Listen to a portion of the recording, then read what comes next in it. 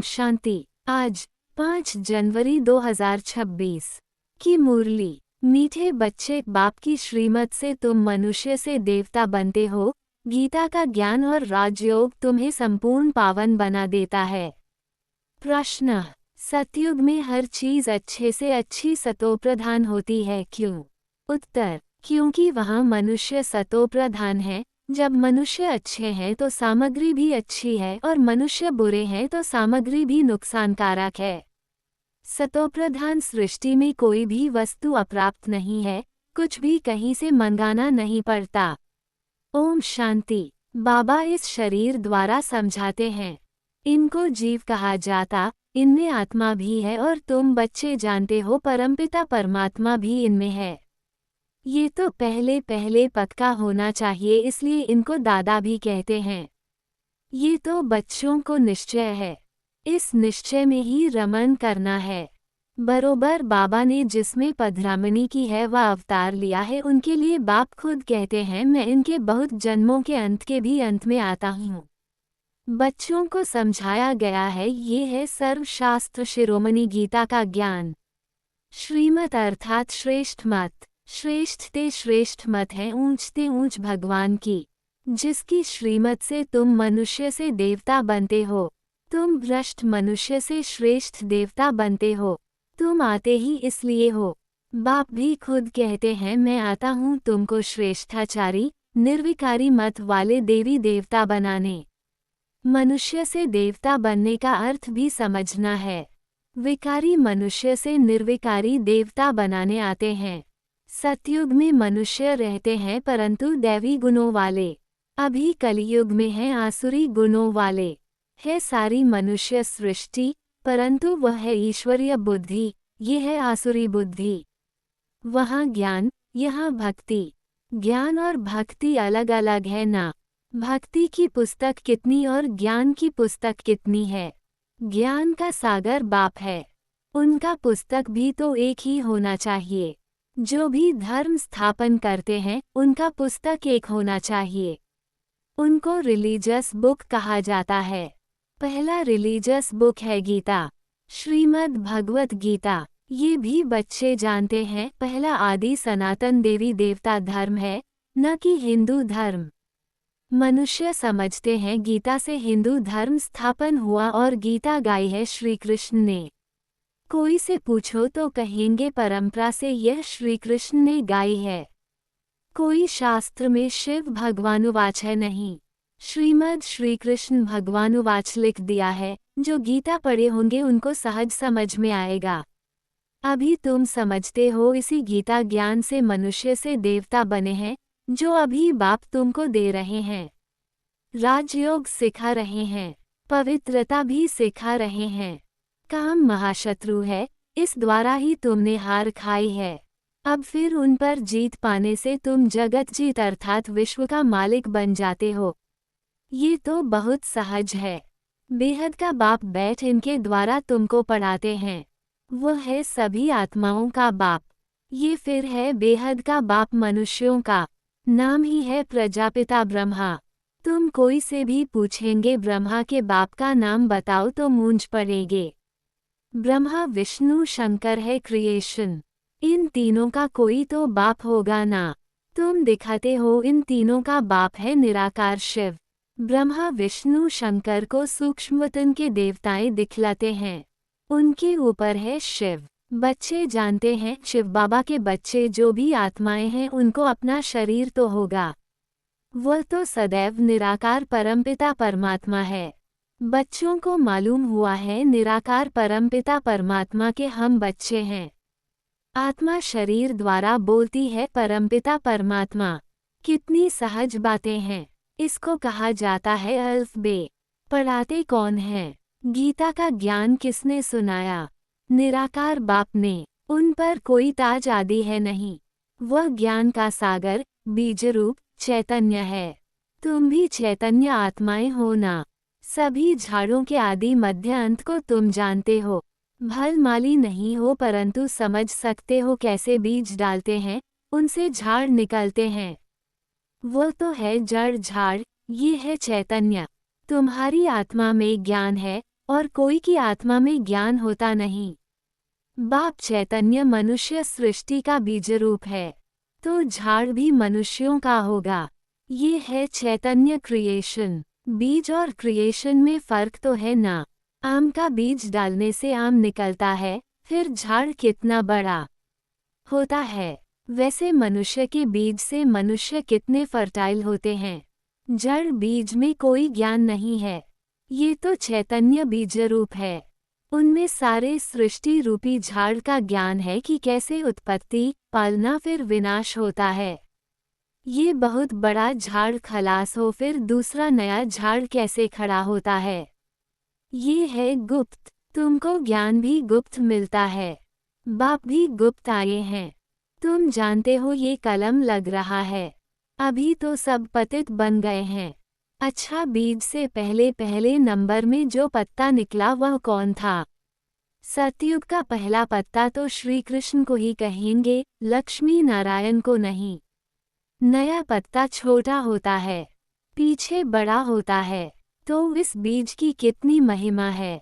ये तो चैतन्य है ना, फिर पत्ते भी निकलते हैं, उन्हों की महिमा तो होती है। अभी तुम देवी देवता बन रहे हो, दैवी गुण धारण कर रहे हो। मूल बात ही यह है कि हमको दैवी गुण धारण करने हैं, इन जैसा बनना है।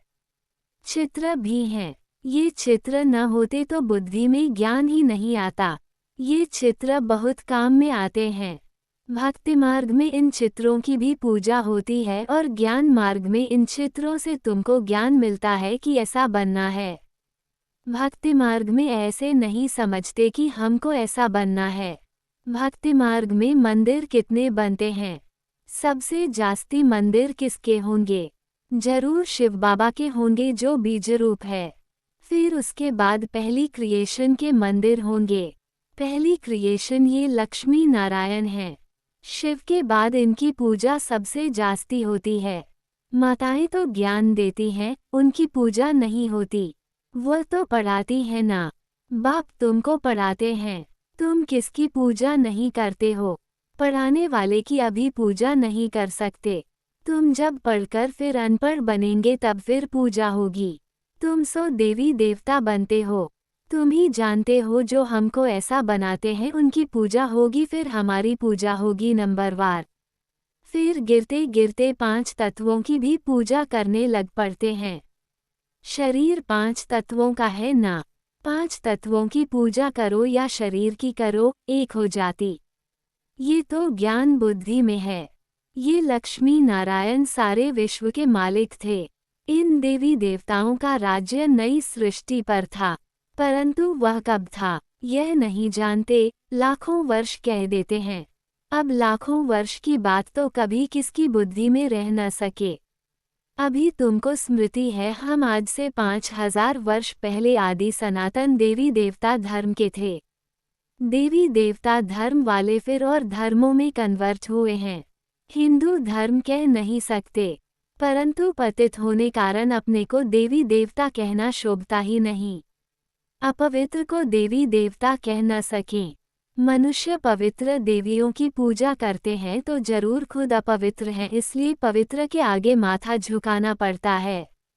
भारत में खास कन्याओं को नमन करते हैं, कुमारों को नमन नहीं करते।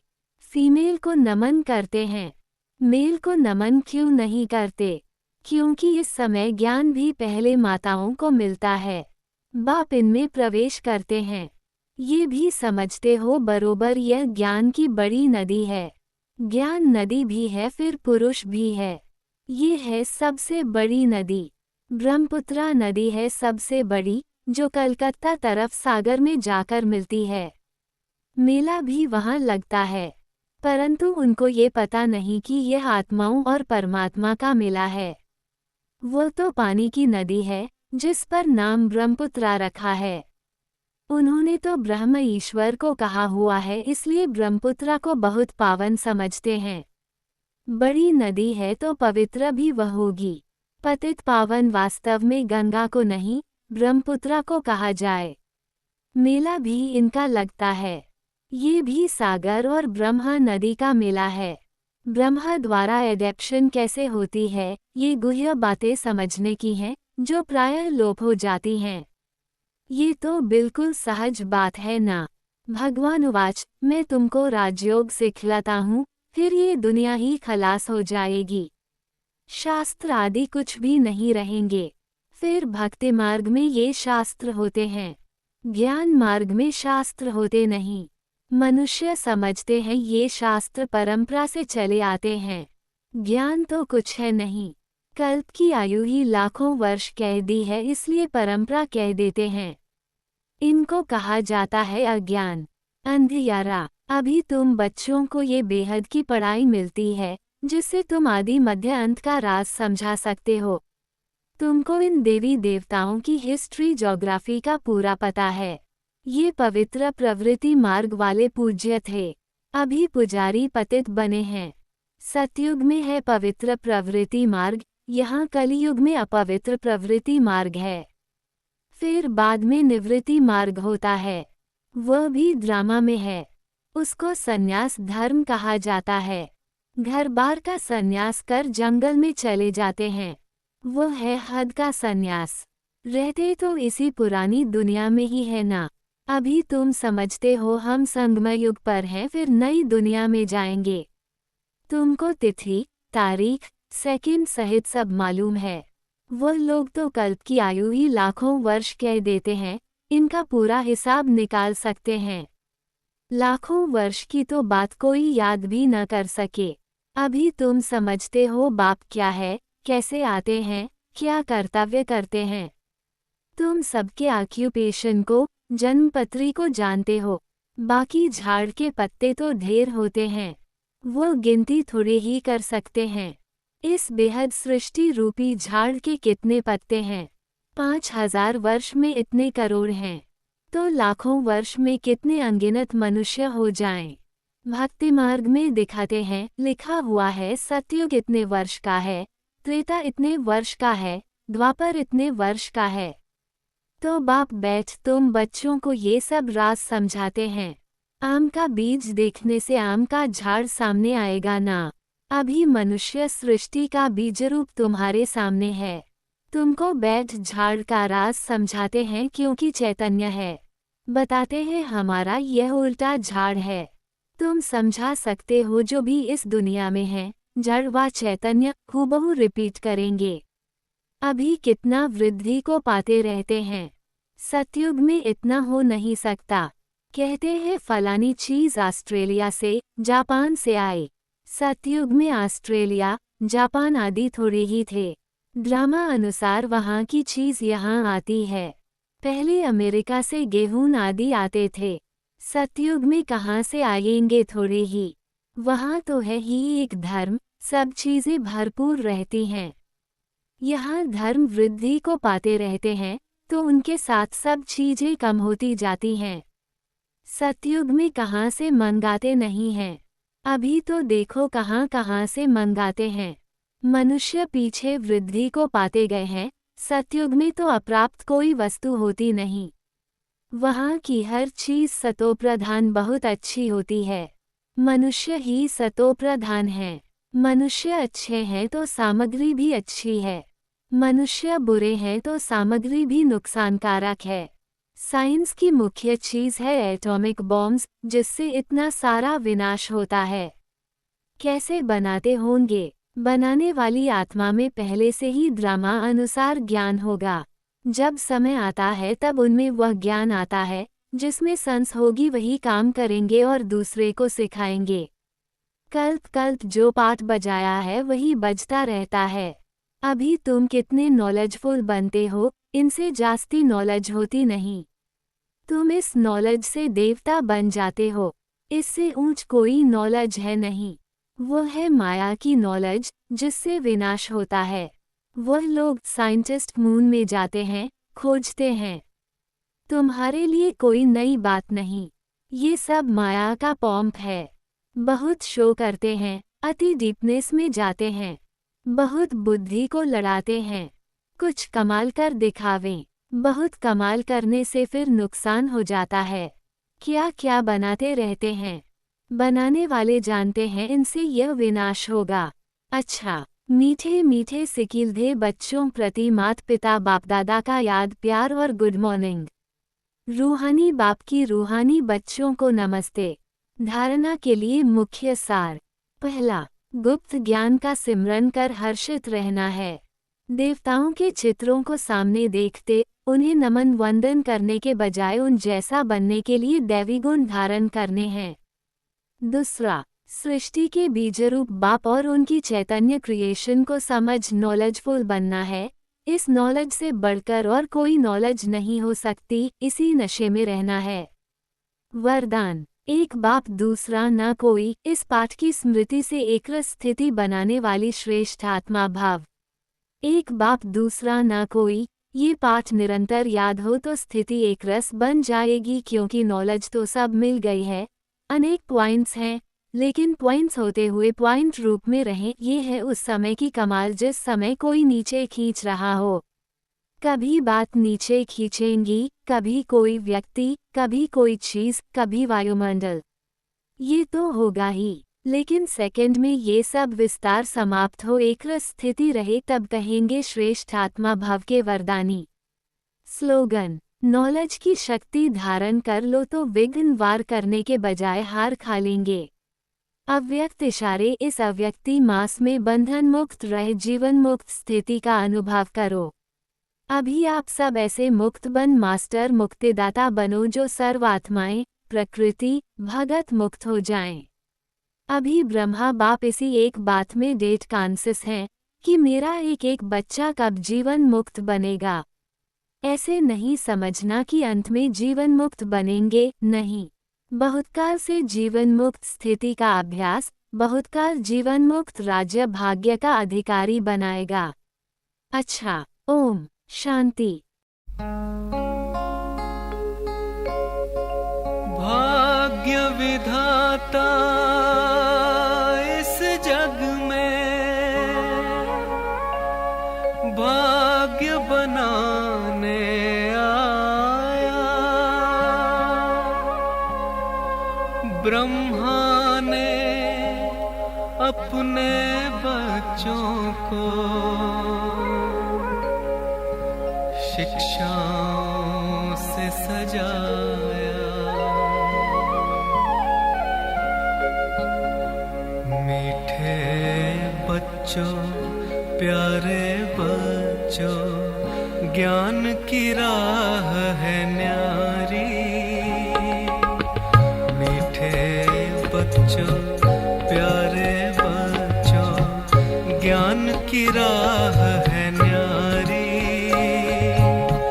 शिव पिता ने दी है तुमको, शिव पिता ने दी है तुमको श्रीमत कितनी प्यारी, श्रीमत कितनी प्यारी। मीठे बच्चों, प्यारे बच्चों, मीठे बच्चों, प्यारे